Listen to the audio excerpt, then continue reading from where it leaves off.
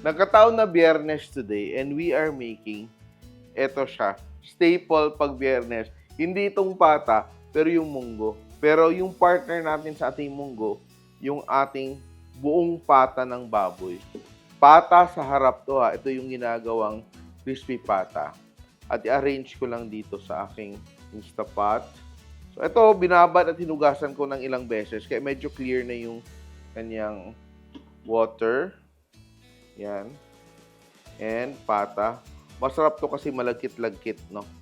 Pag maluto. And ang aking munggo, look at my munggo, binabad ko na siya ng ilang oras. So, siguro in mga 25 minutes to 30 minutes, ready na to. Now, we add our water. Yung gagawin natin na version ng ating munggo is yung munggo ng aking probinsya, Cebu. And growing up with munggo, we always cooked it with gata or coconut milk. So ito, I'm just filling up my pot with parang 3/4 of the way, no? Tama lang yan. Kasi magsishrink naman yung pork.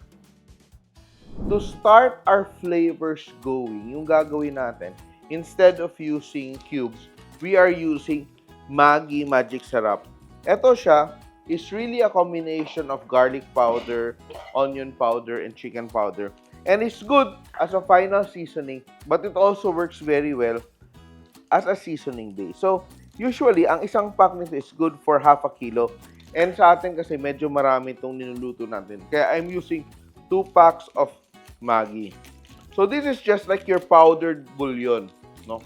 Alam mo naman yung bouillon, di ba? Yan. So, parang ganun yung effect niya. So, this one, I will turn on my pressure cook natin siya. And cover this up. We'll cook it for 20 minutes. Then, alam natin, pag naluluto yung ating pork and pati yung ating munggo, medyo nagkakalasa na siya because of the Maggi. And in the meantime, while that is there, I will prepare my other ingredients. Ito, panggisa natin to. So, we are adding a bit of ginger. Luya. Sa amin, luya. Yan. Sibuyas. So, ito yung ginataang munggo.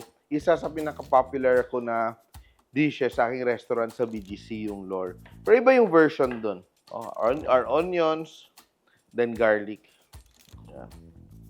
And then smash our garlic. And if you still haven't subscribed to the Simple.ph YouTube channel, perhaps this is the time you should. Yan. Chop, chop, chop. So, kanya-kanyang trip ang munggo. Ibang tao gusto ng medyo malapot. Pero may lolo, whenever he would cook munggo, walang gata. Gusto niya yung may hipon at saka may bacon. O, di ba? Ang sarap. And all we have to do now is wait, no? And we'll be adding other vegetables to this recipe. At habang inaantay natin, lumambot yung ating pata, we are preparing our other vegetables. So, ito, I'm using kalabasa. Itong kalabasa or squash will really add a bit of richness to our munggo. Masarap ito. Masustansya daw yung skin ng kalabasa. Pero, it can be tough. Cut into pieces. Yan. Malambot na malambot. Sumobra yata yung lambot natin, no? Look at that, oh. Woo! Masarap talaga tong ating lulutuin ngayon. And it looks very creamy already, no? Yung creaminess galing sa munggo. And secondly, galing din sa pata. So, ito naman yung gagawin natin. Yung aking dilis. Usually, tinatanggalan ko ng ulo ito. Bakit? Kasi minsan mapait siya. No? So, when you add it to your soups or whatever, it becomes bitter. Lalo pag medyo malaki yung dilis natin, tatanggalan talaga natin ng ulo and even the stomach part. There's this mushy part sa baba. Yung kanyang belly, I also removed that. Excited na ba kayo? Dahil ito yung paborito ng may gout. Yan. So, magigisa tayo. So, uunahin ko yung aking dilis, no? Ano ba yung English ng dilis? Anchovies? Ang chubbies. I usually fry the dilis na hindi pa masyadong mainit yung ating oil para hindi maging mapait, no? Iniiwasan natin na maging mapait yung ating soup or ating munggo. Munggo stew. Then, sabay ko na dito igisa yung aking bawang,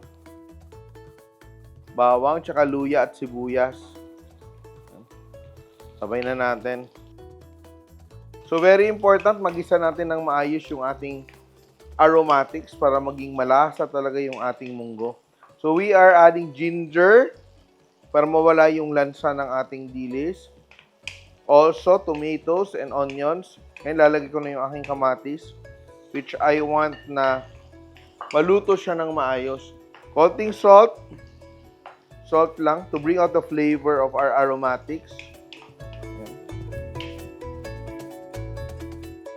Yan. Konting tiyaga, konting pasensya.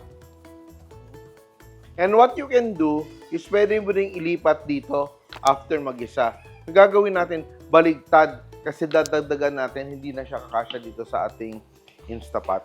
Then, gigisa din natin yung ating kalabasa. Let's cook that.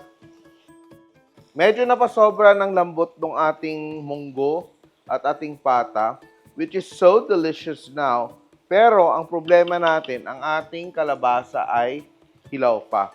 So, lulutuin muna natin dito yung ating kalabasa with our tomatoes, onions, ginger, and dilis. Let that cook for a little while before we add all the other ingredients. Yung pinalambot natin na pata and munggo. No? So, ito, we will just take our time letting that cook. Pwede natin lagyan ng konting tubig. And we will let this cook and simmer. At ilalagay na natin yung ating pinalambot na pata ng baboy at munggo. And it's going to be so yummy. Pagkatapos yung kumain ito, magiging best in long gout na kayo. Dahan-dahan. Oh, wow! Look at that, ang lambot. Woo! Pero ito talaga yung masarap na munggo, no?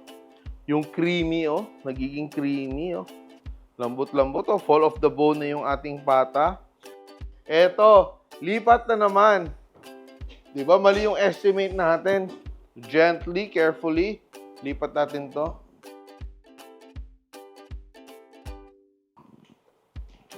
Perfect, perfect, perfect, perfect. And remember, earlier, nung pinalambot natin yung ating pork, nilagyan na natin siya ng Maggi. So, may linamnam na yung ating broth and richness from all the bones of the pata. Pero, ngayon, we will add a little bit more saltiness, no? Alat na lang habulin natin. And also, for a bit of umami, patis. Patis. And black pepper.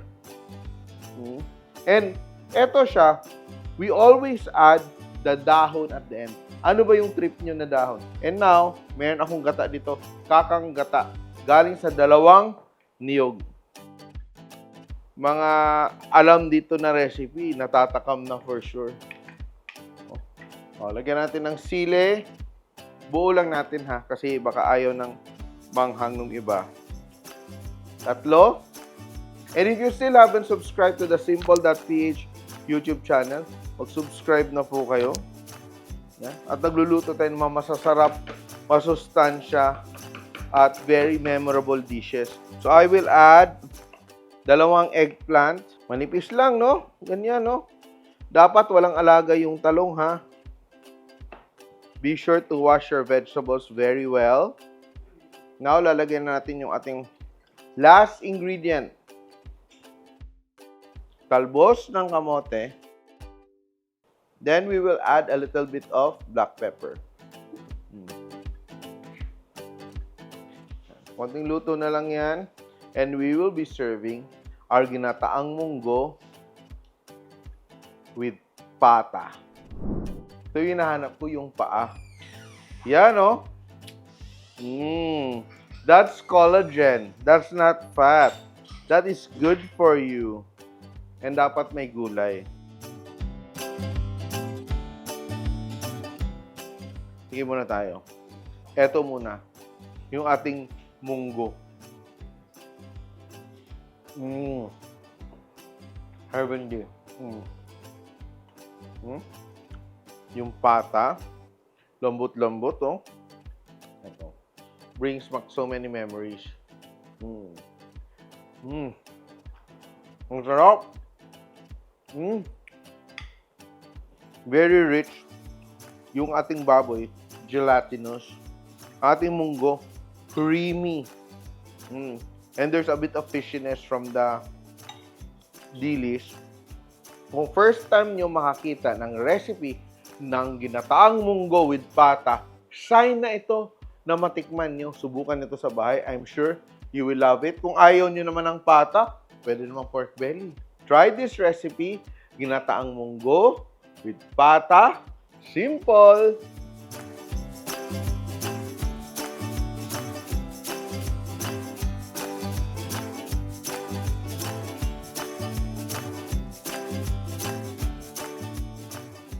Simple.ph. Living made simple.